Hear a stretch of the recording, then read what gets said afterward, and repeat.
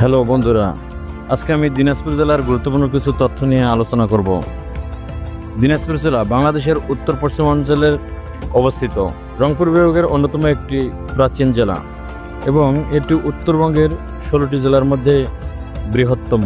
দিনাজপুর জেলা প্রতিষ্ঠিত হয় 1786 সালে এবং দিনাজপুর জেলা কোড 03। দিনাজপুর জেলার পূর্ব নাম গন্ডোয়াল্যান্ড। দিনাজপুর জেলার নামকরণ নিয়ে একটি তথ্য প্রচলিত আছে। দিনারাজ, তিনি ছিলেন দিনাজপুর রাজপরিবারের প্রতিষ্ঠাতা। তার নাম অনুসারে রাজবাড়ির মৌজার নাম হয় দিনাজপুর।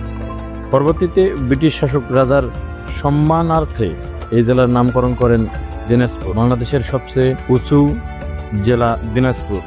সমুদ্রপৃষ্ঠ হতে এর গড় উচ্চতা 37.5 মিটার। বাংলাদেশের মুক্তিযুদ্ধের সময় 11টি সেক্টরের মধ্যে দিনাজপুর 6 নং সেক্টরের অধীনে ছিল, তবে কিছু অঞ্চল 7 নং সেক্টরের অধীনেও ছিল।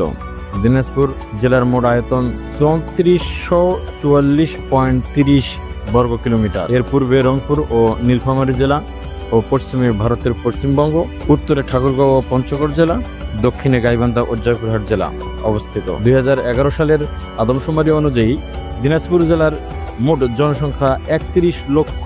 দিনাজপুর জেলার মোট উপজেলার সংখ্যা 13টি। দিনাজপুর জেলায় মোট থানার সংখ্যা 13টি এবং জাতীয় সংসদ আসন সংখ্যা 6টি। দিনাজপুর জেলা পুনর্ভবা নদীর তীরে অবস্থিত। এই জেলার উপর দিয়ে ছোট ও মাঝারি সহ মোট 26টি নদী প্রবাহিত হয়েছে। এই জেলায় অনেক ঐতিহাসিক দর্শনীয় স্থান রয়েছে, যেমন কান্তজি মন্দির, বড়পুকুরিয়া কয়লা খনি, হিলি স্থলবন্দর, বাংলাদেশের গম ও ভুট্টা গবেষণা ইনস্টিটিউট, রামসাগর জাতীয় উদ্যান, পার্বতীপুর রেলওয়ে জংশন, দিনাজপুর রাজবাড়ি। আরও আছে হাজী মোহাম্মদ দানেশ বিজ্ঞান ও প্রযুক্তি বিশ্ববিদ্যালয়, গোরে শহীদ ঈদগাহ মাঠ। আরও আকর্ষণীয় স্থান হলো স্বপ্নপুরী। বিশেষভাবে উল্লেখযোগ্য দিনাজপুর জেলা লিচুর জন্য বিখ্যাত। এছাড়াও কাঠারি বক চালের জন্য বিখ্যাত। ধন্যবাদ বন্ধুরা। এরকম আরো ভিডিও পেতে আমার চ্যানেলটি সাবস্ক্রাইব করুন।